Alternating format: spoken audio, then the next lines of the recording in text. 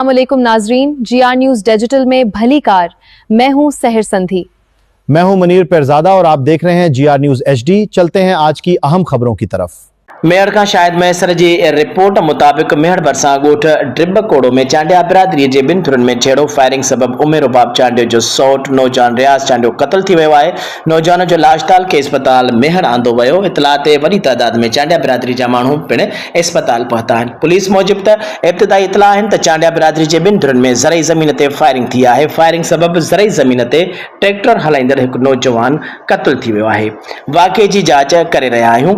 होॾां उमेर बाप चांडियो राब्तो करण ते ॿुधायो त कुछ वक्त अॻु टीणे कत्ल केस मां बरी थियल साॻियनी जवाबदारनि पंहिंजे माण्हुनि सां गॾिजी ज़रई ज़मीन ते हलंदड़ ट्रैक्टर मथां हमलो करे फायरिंग कई, जंहिं सबबु मुंहिंजो सौट खे हिननि कत्ल कयो आहे।